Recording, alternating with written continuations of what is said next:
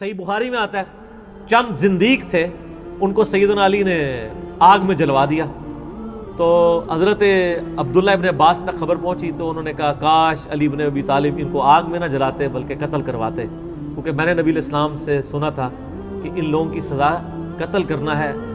آگ میں جلانے کی سزا کوئی انسان دوسرے انسان کو نہیں دے سکتا، یہ اللہ کے ساتھ خاص ہے. تو کاش میں علی کی جگہ ہوتا تو میں ایسا کرتا.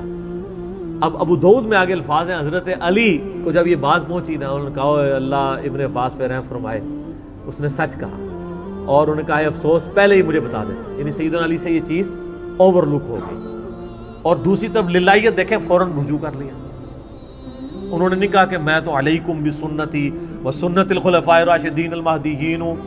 ٹھیک ہے، وہ لوگ تو بڑے مسکینیوں کی زندگی گزارتے تھے، ان کو ڈر لگا رہتا تھا یار کہیں نبی علیہ السلام کی مخالفت. اور سر جو ان کی عوام تھی نا، وہ بھی پھر جناب ایسی عوام سی کہ وہ لحاظ کوئی نہیں کرتی. صحیح بخاری مسلم دونوں میں حدیث ہے، حسان ابن ثابت مسجد نبی میں بیٹھ کے نعت اشعار پڑھ رہے تھے. حضرت عمر کی ذرا طبیعت آپ کو پتہ نظر آئی ہے، شعر و شاعری سے اور ان چیزوں سے ذرا وہ ان کو ایک ویسے ہی تھوڑی سی کھندک آتی تھی، جلالی طبیعت کہہ لیں. آج کل جلالی تو ویسے قوالیاں بھی سنتے رہے، اس زمانے کے جلالی. تو وہ کھڑے ہو گئے، انہوں نے حسان ابن ثابت کی طرف دیکھا، وہ بھی جناب پھر 24 کیرٹ سونا. انہوں نے کہا عمر اس طرح نہ میری طرف دیکھ، تجھ سے بہتر شخص مسجد میں ہوتا تھا، میں انہیں بھی اشعار سناتا تھا. ہائے ہائے ہائے ہائے، کسی شخص سے یہ کہنا کہ تو کیا ہے، تو سے بہتر بندے کو سناتا تھا، تو مجھے اس طرح دیکھ رہا ہے. تو اس کے بعد تو بندے کو ویسے ہی غصہ آ جاتا ہے. لیکن ان کو پتا تھا وہ ذکر کس کا کر رہے ہیں، نبی علیہ السلام کا. وہاں عمر کی کیا مجال تھی کہ وہ بول جاتے.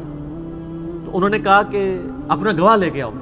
انہوں نے کہا یہ ابو ہریرہ بیٹھے ہیں، ان سے پوچھیں. ابو ہریرہ کہتے ہیں امیر المومنین، میں نے خود دیکھا ہے کہ نبی علیہ السلام حسان ابن ثابت کے لیے دعا کیا کرتے تھے، اے اللہ روح قدس کے ذریعے اس کی مدد فرما.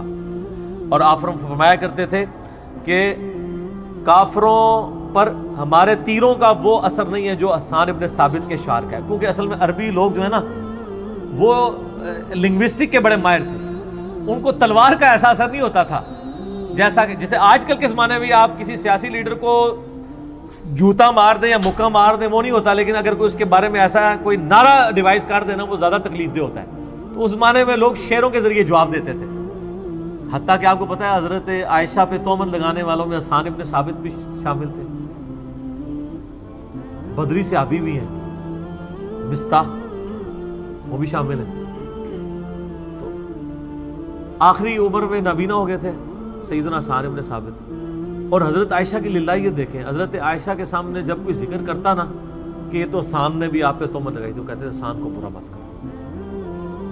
ہائے ہائے ہائے، کیونکہ جب نبی علیہ السلام کے اوپر اعتراض ہوتے تھے نا تو حسان ابن ثابت اپنے اشعار کے ذریعے نبی علیہ السلام کا دفاع کیا کرتے تھے کہ میرے نبی کی تو یہ شان ہے، یہ شان ہے، یہ شان ہے.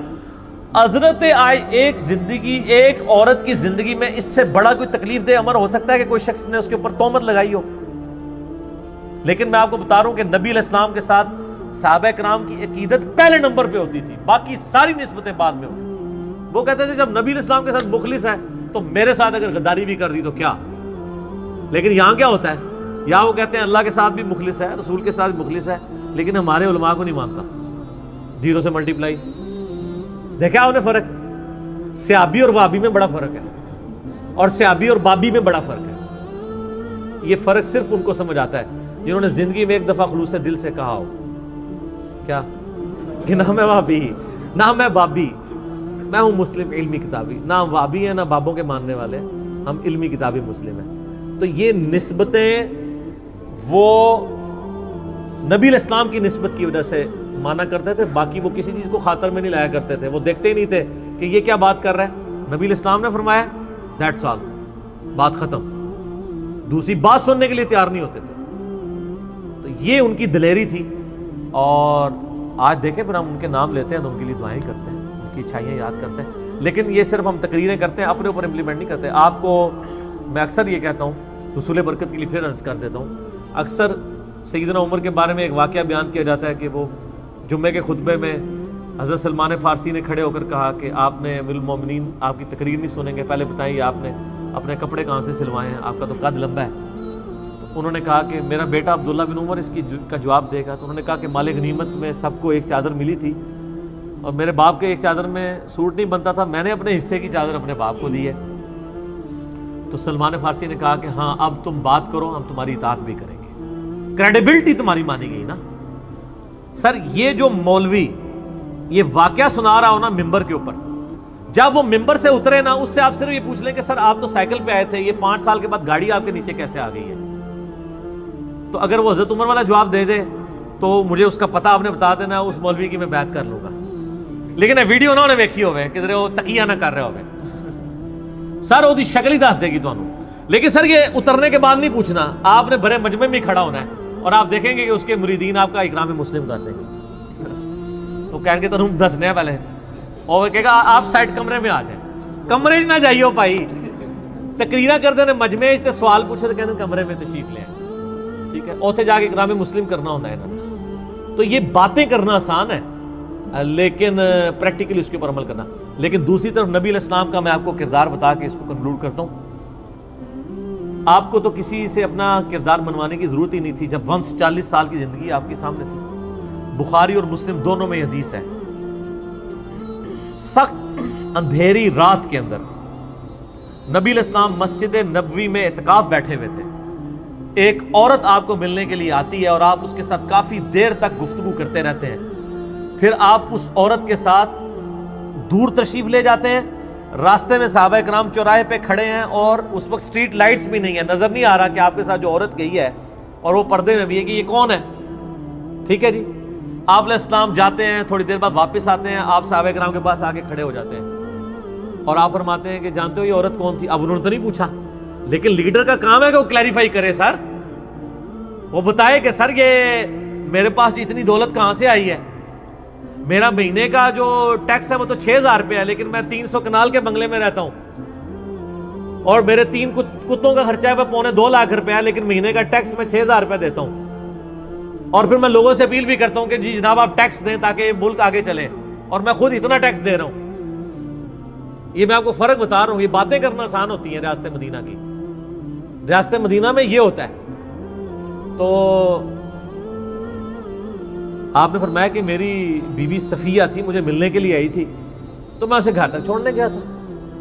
تو ان کے یا رسول اللہ ہم آپ کے بارے میں کیسے گمان کر سکتے ہیں. ہائے ہائے. آپ فرمایا نہیں, شیطان انسان کے جسم میں خون کی طرح تیرتا ہے.